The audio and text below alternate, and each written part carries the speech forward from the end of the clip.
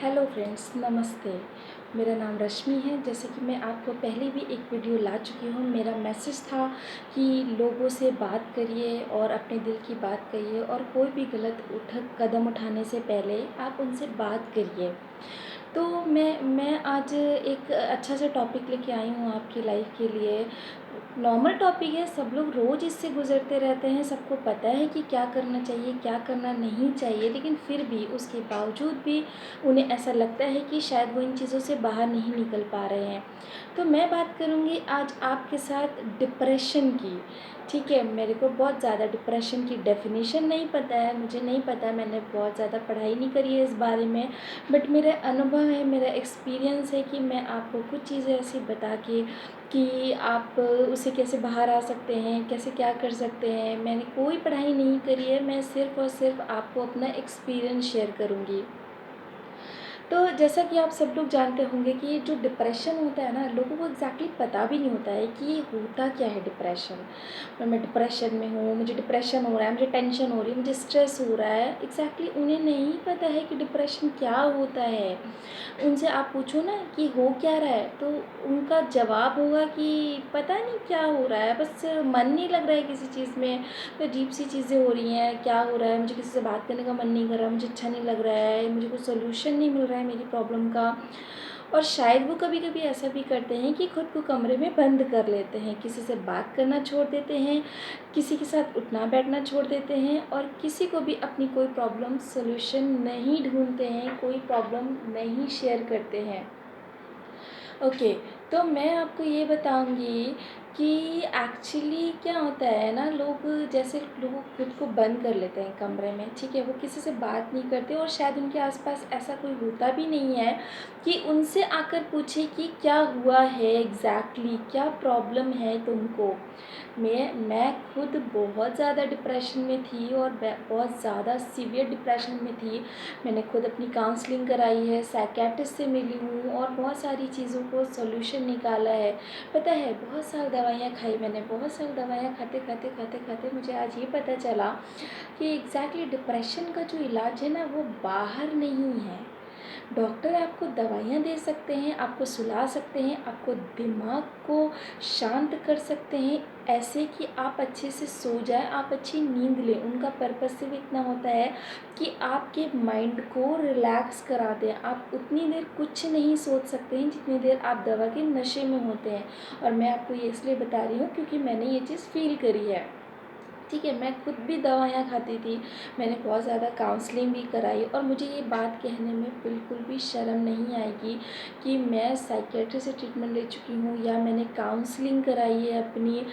इसलिए शर्म नहीं आती क्योंकि जब मुझे बुखार होता है तो मैं फिज़िशियन के पास जाती हूँ, ठीक है। जब मुझे पेट में दर्द होता है तो मैं पेट के डॉक्टर के पास जाती हूँ, जब मुझे पैरों में दर्द होता है तो मैं वैसे डॉक्टर के पास जाती हूँ, जब किसी को किडनी की प्रॉब्लम होती है तो वो किडनी के डॉक्टर के पास जाते हैं। बट अगर ये डॉक्टर हैं और आपको ऐसा लगता है कि ये आपका कुछ प्रॉब्लम सॉर्ट आउट कर सकते हैं, तो क्यों नहीं आप इनके पास जाते हैं। आपको शर्म क्यों आती है ये कहने में कि आप डिप्रेशन में हो, आप काउंसलिंग के पास नहीं जाओगे, काउंसलिंग नहीं कराओगे या आप दवाइयाँ नहीं खाओगे, क्यों आपको शर्म क्यों आती है। मुझे ये बात आज तक समझ में नहीं आई कि लोग इस बात से डिनाई क्यों करते हैं कि उनको डिप्रेशन की प्रॉब्लम बहुत सीवियर हो गई है और उनको दवाइयाँ खाने की ज़रूरत है। नहीं खाए, मैं दवाइयों की उस पर बिल्कुल नहीं जा रही हूँ कि आपको दवाइयाँ खाना चाहिए, बट फिर भी अगर ऐसी कोई प्रॉब्लम आ रही है तो यू शुड गो, है ना, आपको जाना चाहिए डॉक्टर के पास।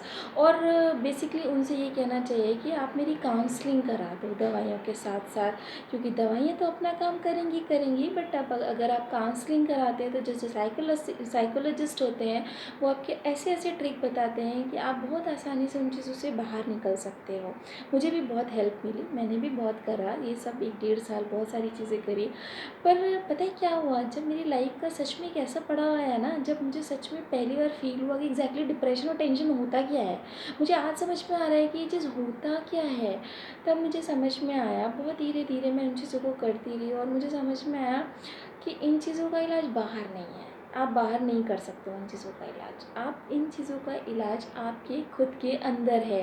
आप अपने अंदर अपने से पूछिए सबसे पहले कि उसको क्या चीज़ ख़राब लग रही है, क्यों ऐसा हो रहा है कि उसके साथ ऐसी प्रॉब्लम आ रही है। छोटे छोटे बच्चे मैंने देखा है, मुझे डिप्रेशन फ़ील हो रहा है, मेरे से दूर रहो, मेरे से बात नहीं करो, मुझे चिड़चिड़ाहट लग रही है।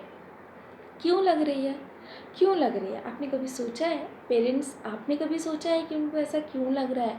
क्योंकि आप उनको टाइम नहीं दे रहे होते हैं, आप उनसे बात नहीं कर रहे होते हैं। फिर वो अपनी चीज़ों को ढूँढने के लिए बाहर चले जाते हैं। उनको बाहर कोई ऐसा दोस्त बनाना पड़ता है कि वो बहुत सारी चीज़ें ढूँढ रहे होते हैं कि कोई मेरी सुनेगा, उनको कोई सुने। एग्ज़ैक्टली वो चाहते हैं कि उनको कोई सुने, है ना? तो अब जो ऐसे बच्चे होते हैं कि जिनको लगता है कि उनको सुनने से उनकी प्रॉब्लम सॉर्ट आउट हो सकती है, तो आप प्लीज़ सुनिए। मेरी रिक्वेस्ट है आपसे कि आप उन लोगों को सुनिए, उन बच्चों को सुनिए जो बच्चे आपसे बात करना चाहते हैं और आपके पास टाइम नहीं है उनसे बात करने के लिए। ठीक है। और सेकंड थिंग मैं आपसे कहूँगी, जो लोग बड़े हैं, आज मैं आपसे बहुत ज़्यादा चीज़ें तो नहीं शेयर कर पाऊँगी, बहुत छोटी सी चीज़ें बताऊँगी, शायद मैं नेक्स्ट वीडियो लेके फिर से आऊँगी। ठीक है। मैं आपको ये बताऊँगी कि आपको जब भी कभी ऐसा लगे ना, आप डिप्रेशन में हो, कुछ ऐसा फ़ील करो कि आपको कुछ अच्छा नहीं लग रहा है, बहुत गहरी सी सांस लीजिए। आपको बहुत अच्छा लगेगा, बहुत अच्छा लगेगा जब आप बहुत गहरी सी सांस लेंगे और उस सांस को 2-3 सेकंड तक होल्ड करके रिलीज़ करेंगे। ठीक है।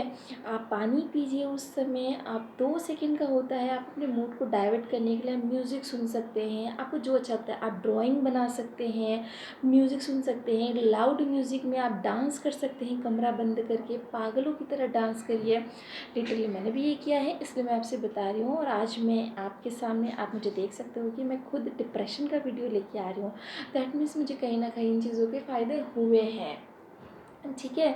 आप पानी पीजिए। डिप्रेशन में हैं, आपको लग रहा है कि क्या है, बस इसीलिए डिप्रेशन क्या होता है ना, ये आपकी वो मनःस्थिति होती है कि जब आप अपने आप को स्वीकार करना नहीं चाहते हो, उन चीज़ों से जूझ रहे होते हो और उसको ना एक्सेप्ट करना चाहते हो, ना उन चीज़ों को रिलीज़ करना चाहते हो। आप उस मझधार में फंस जाते हो कि क्या करें और क्या नहीं करें। ठीक है।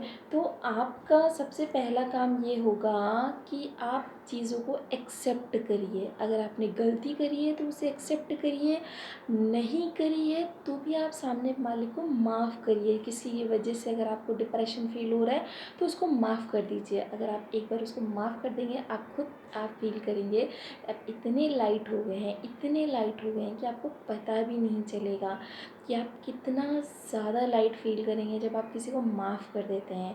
ये उस स्थिति में होता है जब आपको किसी सामने वाले की वजह से डिप्रेशन जैसा फ़ील हो रहा होता है।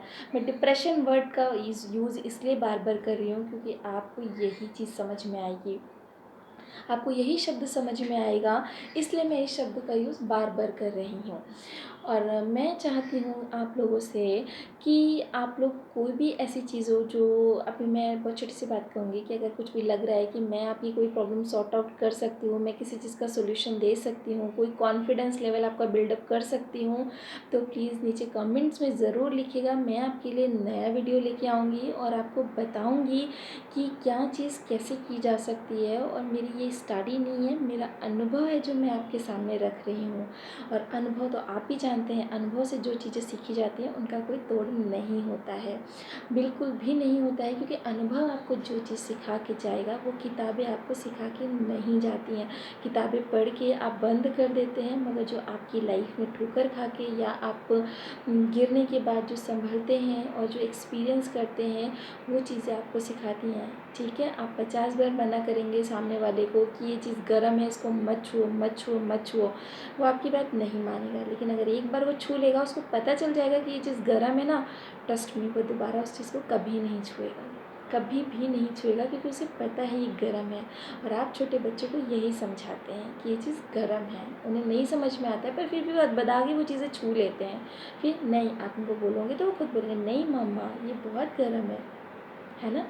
तो मैं आपको ये कहना चाहती हूँ कि प्लीज़ चीज़ों से बाहर आइए, अपने आप को समझिए, अपना नज़रिया समझिए, एक दोस्त बनाइए, उनसे बात करिए, चाहे आपकी फैमिली मेम्बर हो, चाहे आपकी मम्मी हो, चाहे आपके भाई हो, चाहे आपकी बहन हो या आपका दोस्त हो या आपकी कलीग हो, कोई भी हो, उनसे बात करिए। मेरी ज़िंदगी का मूल मंत्र यही है कि आप बात करिए, खुश रहिए और अपने पे विश्वास रखिए। नमस्ते।